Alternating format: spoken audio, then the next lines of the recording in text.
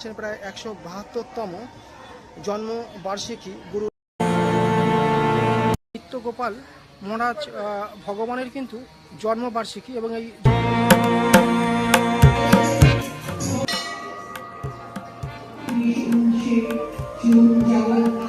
এসেছি। আচ্ছা আচ্ছা, কেমন লাগে এখানে? খুবই ভালো, খুবই এক ভগবানের এই একদম শান্তিপূর্ণ জায়গা, খুব পবিত্র মনে হয় এবং খুব আধ্যাত্মিকপূর্ণ এবং এবং প্রসাদ এই সময়টা হয়। আচ্ছা আচ্ছা, প্রত্যেক বছর এই সময়টা করেন, কারণ এই পরে কালকেই অন্নপূর্ণার দিনই বাবার জন্মদিন। একদম একদম।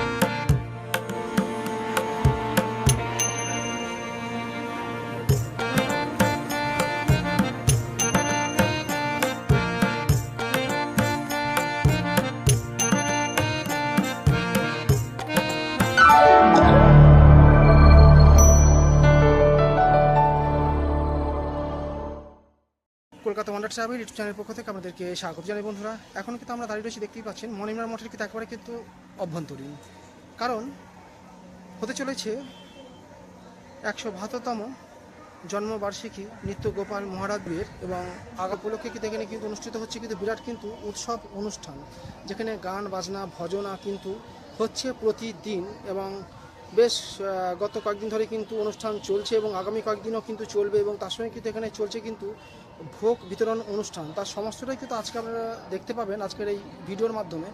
দেখতেই পাচ্ছেন যে নিত্য গোপাল গুরুজির ঠিক আশ্রমের ঠিক সামনেই, অর্থাৎ মণিমার মঠের ঠিক সামনেই কিন্তু আমরা এখন দাঁড়িয়ে আছি এবং আছেন যে মণিমার মঠের সামনে কিন্তু প্রচুর কিন্তু ভিড় জমেছে, কারণ প্রসাদ বিতরণী অনুষ্ঠান আরম্ভ হয়েছে এবং দেখতেই পাচ্ছেন যে মহানির্মাণ মঠ শ্রী শ্রী নিত্যগোপাল দেবের 172তম জন্মতিথি উৎসব উপলক্ষে সপ্তমী তিথিতে দেখতেই পাচ্ছেন যে বিরাট কিন্তু অনুষ্ঠান কিন্তু হচ্ছে এবং দেখতেই পাচ্ছেন যে এটাই কিন্তু এন্ট্রির পথ। আমরা কিন্তু এখন প্রবেশ করছি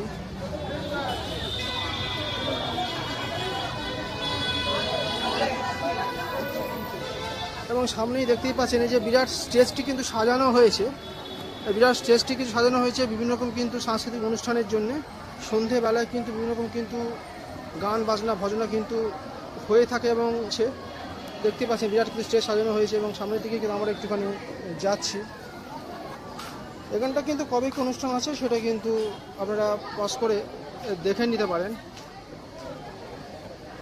কিন্তু অনুষ্ঠান চলছে।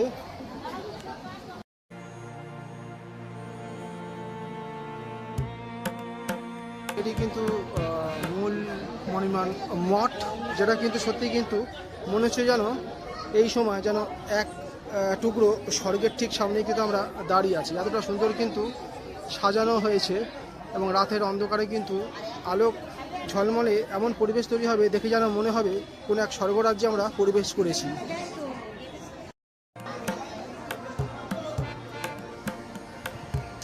দেখতেই পাচ্ছেন মণিমার মঠের কিন্তু ঠিক সামনে কিন্তু আমরা দাঁড়িয়ে রয়েছি। নিত্য গোপাল মহারাজ গুরুজির কিন্তু জন্মবার্ষিকী অনুষ্ঠানে কিন্তু এখানে বিরাট কিন্তু আয়োজন হয়েছে, গত এক সপ্তাহ ধরে কিন্তু চলছে এবং আগামী 3-4 দিন কিন্তু এখনও কিন্তু চলবে। 172 বছর পূর্বে ধরাধামে জন্ম নেন ত্রিকালদর্শী ভগবান নিত্যগোপাল গুরুজি। উনি ছিলেন শ্রী রামকৃষ্ণ পরমহংসদেবের বাল্য বন্ধু। শ্রী রামকৃষ্ণ পরমহংস ওনাকে খুবই স্নেহ এবং ভালোবাসতেন। নিত্যগোপাল ভগবানের জন্মতিথি ছিল অন্নপূর্ণা তিথির দিন, অর্থাৎ অন্নপূর্ণা পূজার দিন উনি ধরাধামে অবতীর্ণ হন। ওনাকে অনেকেই বলে থাকেন ভগবান শিবের অংশবিশেষ। এখন দর্শন করছেন ভগবান নিত্যগোপাল গুরুজি।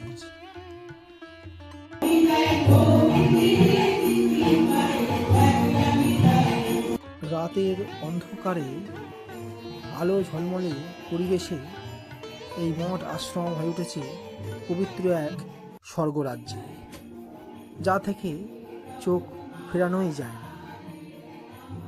একদিকে হচ্ছে নিত্যগোপাল ভগবানের সন্ধ্যা আরতি এবং অন্যদিকে হচ্ছে বিভিন্ন রকম গান এবং ভজনা।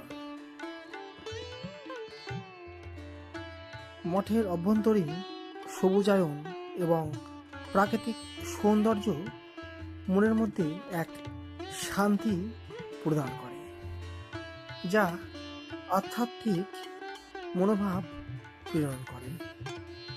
নিত্যগোপাল ভগবানের জন্মবার্ষিকীতে প্রচুর ভক্তের সমাগম হয়েছে এই মঠ তথা আশ্রমে। জায়গাটা একেবারেই গম গম করছে। এর মধ্যে আপনারা সময় পেলে এসে ঘুরে যেতেই পারেন এবং চাইলে অন্য যে কোনো সময়েও আসতে পারেন। আমরা মঠ পরিদর্শন করতে করতেই সামনে চলে গেলাম খুব সুন্দর একটি পুষ্করিণীর দিকে।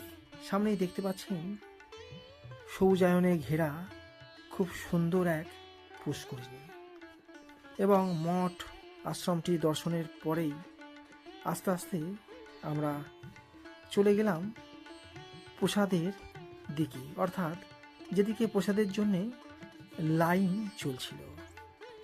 সামনে গিয়ে আমরাও দাঁড়িয়ে পড়লাম প্রসাদের লাইনে। ঠিক তার আগেই দেখলাম ফল প্রসাদ দিচ্ছে, ডেকে ফল প্রসাদ আমাদের দিল।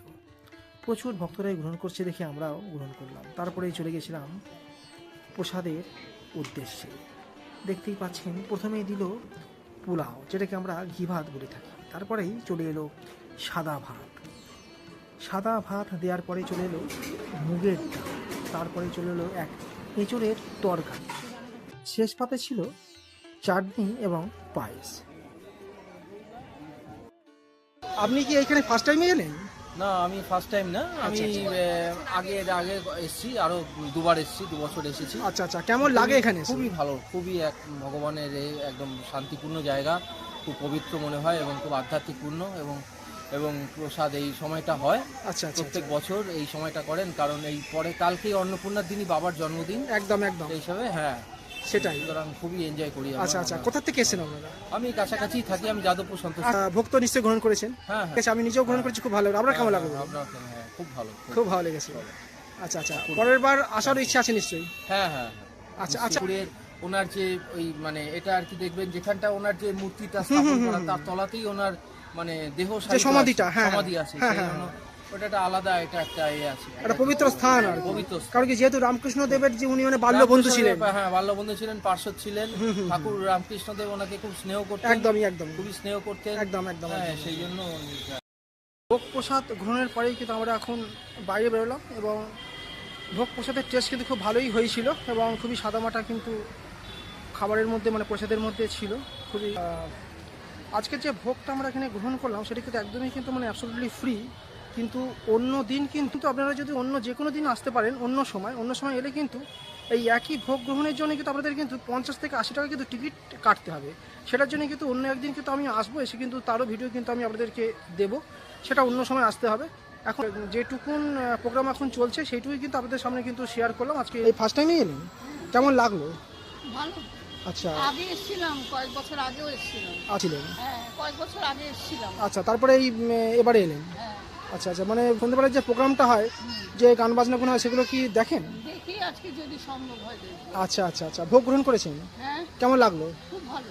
আচ্ছা, 18 ফেব্রুয়ারি 1836 কামারপুকুর গ্রামে জন্ম নিলেন কৈরাবতার পরমহংস নামে। রক্তগর্ভা খনি আসতে আরম্ভ হয়ে গেল সাংস্কৃতিক অনুষ্ঠান। বিভিন্ন রকম কিন্তু এখানে শিল্পীরা পরিবেশনা করছেন ভজনা, বিভিন্ন রকমের সঙ্গীত।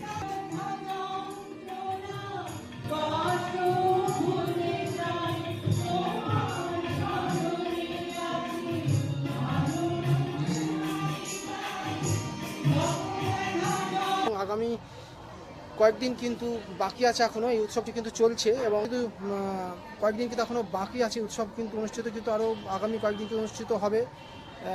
তার মধ্যে কিন্তু আপনারা চাইলে কিন্তু এখানে চলে আসতেই পারেন, এই মহিমার মঠটি কিন্তু আপনারা দর্শন করে নিতে পারেন। বন্ধুরা, আজকে এই পর্যন্তই। যদি ভালো লেগে থাকে আজকের এই ভিডিওটি, তাহলে অবশ্যই কলকাতা ওয়ান্ডার সাহেবের ইউটিউব চ্যানেলটিকে সাবস্ক্রাইব করে পাশে থাকবেন। এরকমই কিন্তু জানা অজানা বিভিন্ন রকম কিন্তু ট্রাভেলিং সংক্রান্ত ভিডিও এবং টেম্পল সংক্রান্ত ভিডিও পেয়ে যাবেন কলকাতা ওয়ান্ডার ট্রাভেল ইউটিউব চ্যানেলের মাধ্যমে। ধন্যবাদ। নেক্সট ভিডিও নিয়ে হাজির হচ্ছি কোনো একটি নতুন ভিডিওর সঙ্গে। ভালো থাকবেন।